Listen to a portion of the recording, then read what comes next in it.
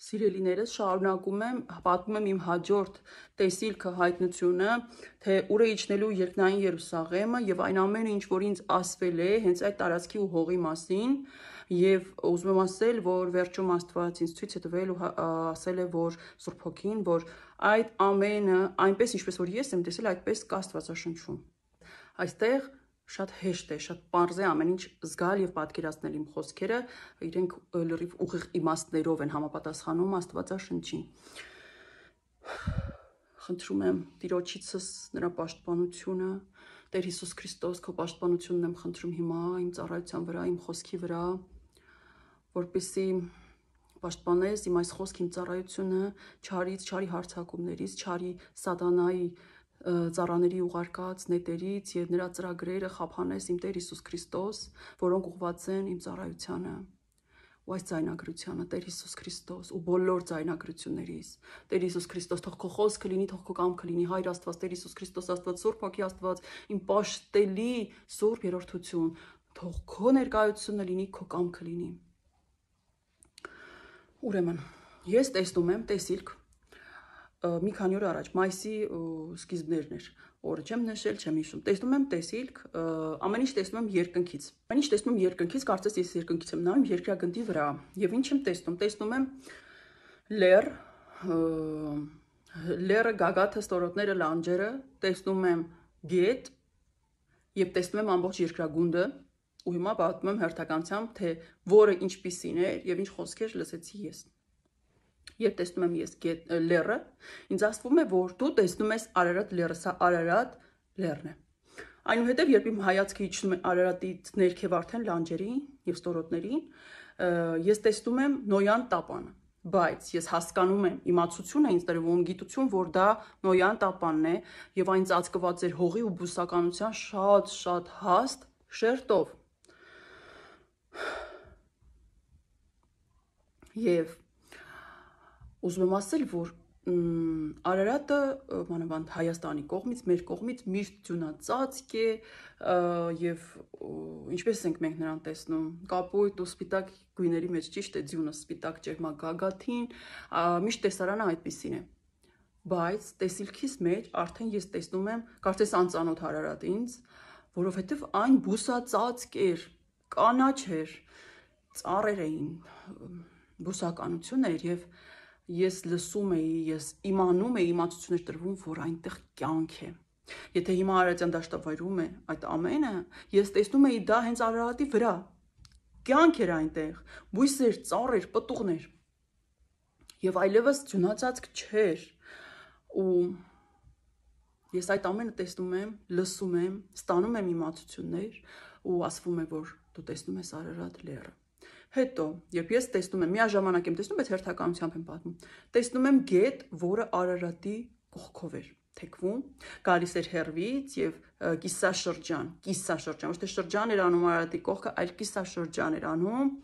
թեքվում էր եւ գնում էր այնտեղ, որտեղ որ վերջանում էր։ Ես տեսնում եմ մի մեծ գետ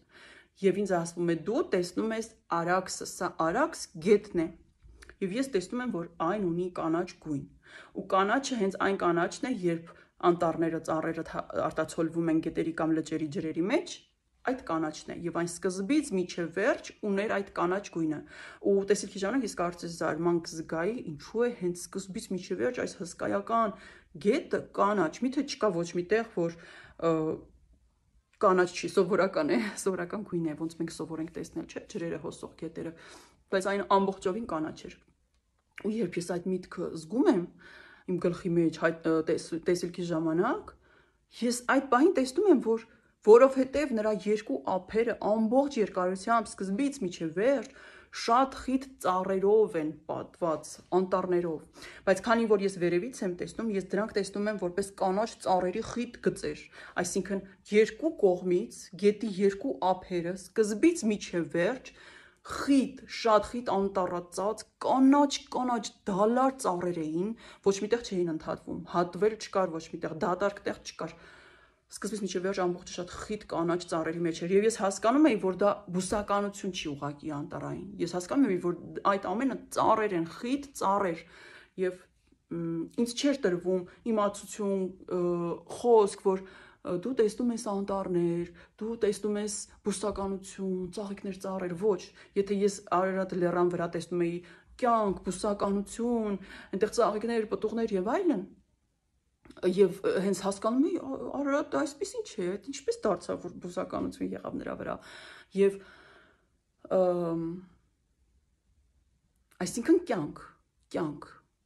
իմաստը ու իսկ գետի ժամանակ այդպես չէր ծաղիկ չէ երկու կողմից շատ խիտ միայն ծառեր էի ես տեսնում եւ երկնքից դա նման էր գծի գետ որ կանաչ գնում է եւ նրա երկու ափերը ընդգծված կանաչ ծառերով խիտ լցված էին ու հենց դրանից հետո արդեն սկզբում էլ ես տեսնում եմ որ դրանից հենց սահմանն է վերջանում կարծես այդ ծառերով սահմանն է եզերվում դրանից հետո տեսնում եմ աշխարհը ամբողջ երկրագունդը հողը չորացած է ամայացած է բուսականություն գրեթե չկա կարծես խանձված լինի եւ հողը ճաքճքած էր անջուր էր մնացել ու խոտերը նման էին աշնան այն վերջի են ամենախանձված կոտրտված կարճ խոտերը որ կան դեղին հողագույն արդեն ու ճաքեր էին հողի վրա ու հասկանալի էր որ ջուր չկա ուղղակի ջուր չկա ու կարծես կյանքը ավարտվել էր այդ կողմերում եւ այդ ամենից հետո այդ տեսիլքից իմացությունից երբ ես լսում եմ այդ ամենը տեսնում եմ Արարատ լեռն է այդ մանրամասներով հետո ասվում է գետը Արաքս գետն է դու Արաքսն ես տեսնում ես տեսնում եմ թե նա ինչպես է գալիս Արարատի կողքով թեքվում ինձ տրվում է այդ տեսիլքը ես դեռ տեսնում եմ ու հասկանում եմ իմացություն որ այդ երկու կողմից նրան եզերում են այդ խիտ կանաչ ծառերը եւ նրանք փարթամ ու շատ դալար կանաչություն ունեին այդ էլ եմ տեսնում ու չորացած հողը երկրագնդի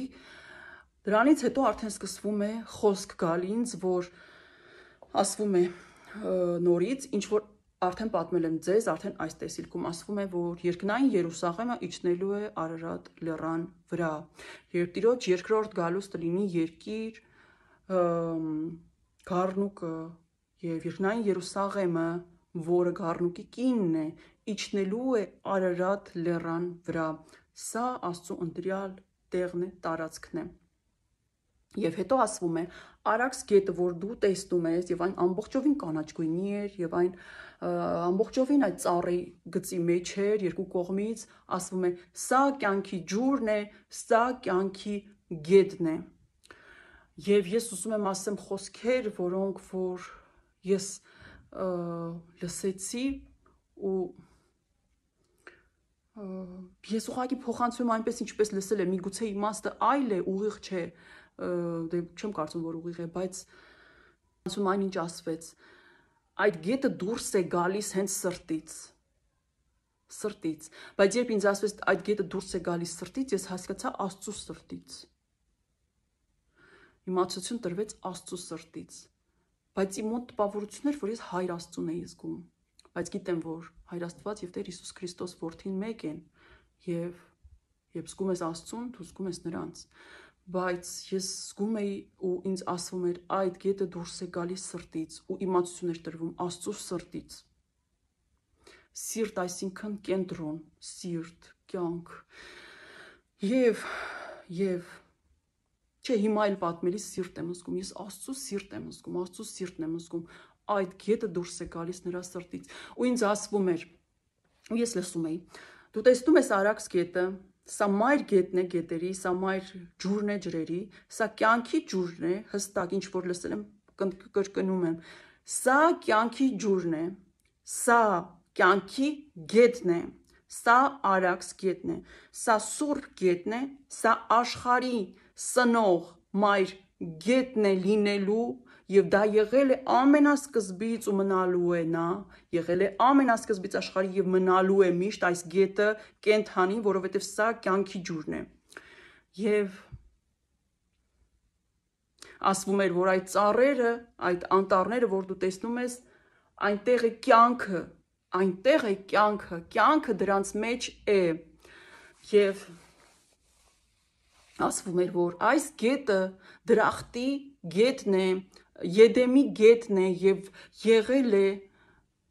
գլխավոր մայր գետը ու մնացել է ու մնալու է։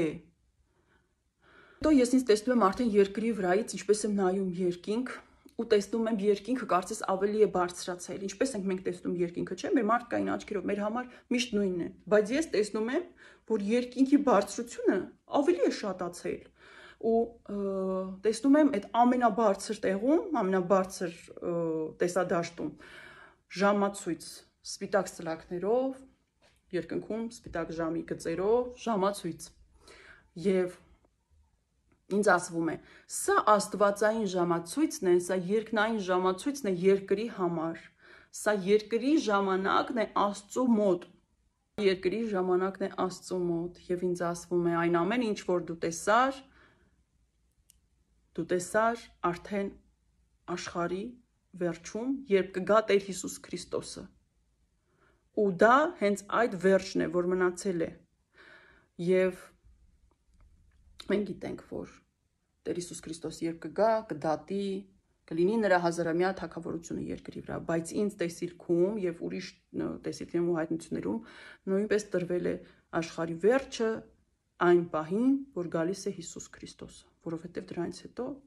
նոր է ամեն ինչ սկսվում, նոր կյանք եւ ինձ ասվում է սա վերջին ժամանակն է Հիսուսի գալով երկրի համար, դա ձեր վերջնաժամկետն է, վերջին ժամն է, վերջին պահն է ու այդ ժամացույցի վրա ցույց է տրվում այդ ժամը, այդ ժամանակը, որ մնացել է երկրի համար եւ ասվում է երկրի համար մնացել է, այսինքն մեր համար, աշխարհի վերջի համար Տիրոջ գալստյանը մնացել է, ոչ թե հափշտակությանը, դրանք տարբեր բաներ են, Տիրոջ գալստյանը երկիր, երբ երկնային Երուսաղեմը կիջնի Արարատի վրա մնացել է, ես ուզում եմ ասել, որ շատ տեսիլքներ եմ տեսել, որտեղ Սուրբ Հոգին իջնում էր Արարատի վրա, ու ես միշտ մտածում եմ, ինչու եմ ես տեսնում Սուրբ Հոգին իջնում է Արարատի վրա։ Հիմա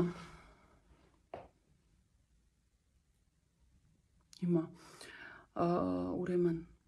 եւ ցույց է տրվում երեկոյան ժամը 8-ն է, այդ ժամացույցի վրա ժամը 8-ն է եւ ինձ տրվում է իմացություն, որ դու տեսնես երեկոյան ժամը 8-ը։ Ինչու երեկոյան ժամը 8-ը, որովհետեւ ժամանակը գնում է դեպի իր վերջին եւ կվերջանա ժամը 12-ի վրա։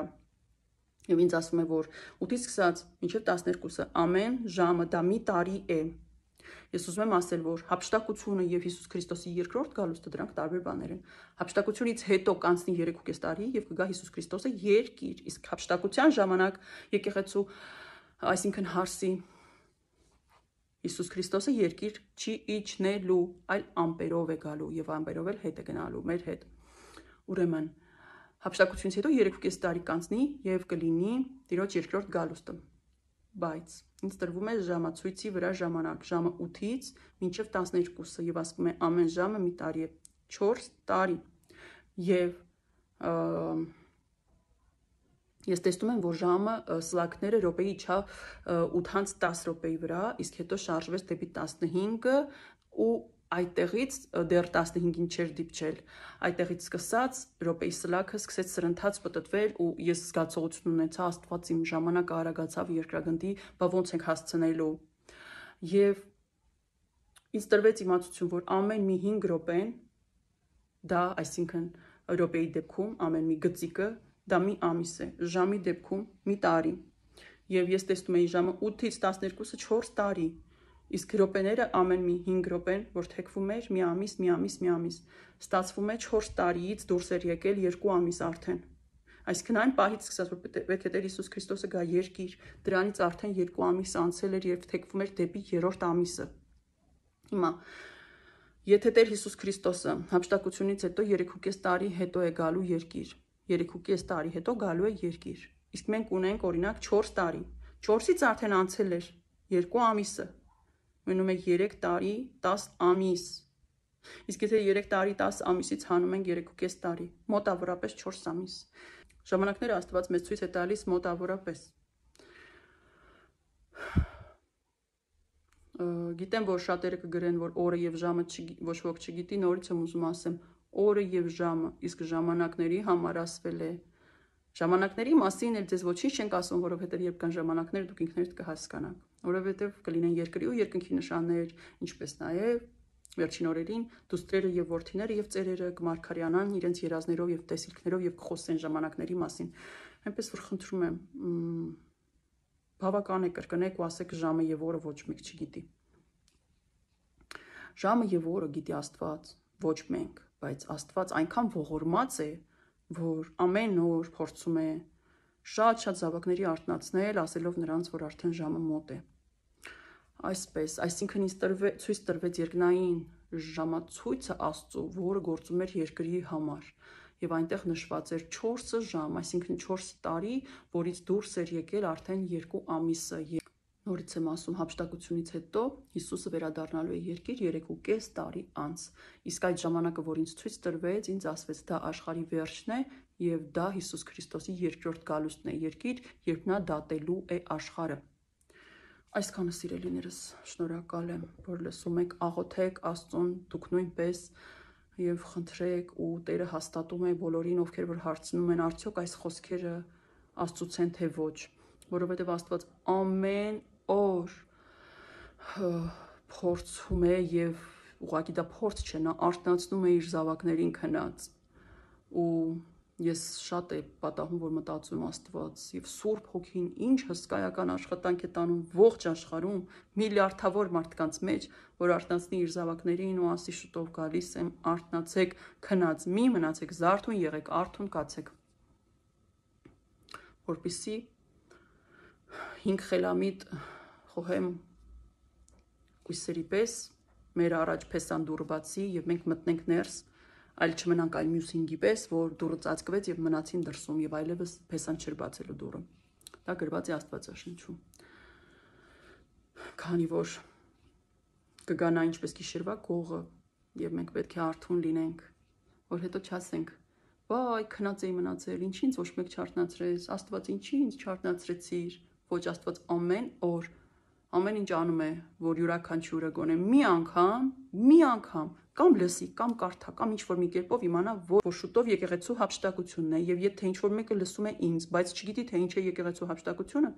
դա կա Աստվածաշնչում, բայց կա նաեւ իմ ալիքում, որտեղ շատ սովորական այս սովորական խոսքերով եւ Աստծուց տրված խոսքով ես բացատրում ու պատմում եմ։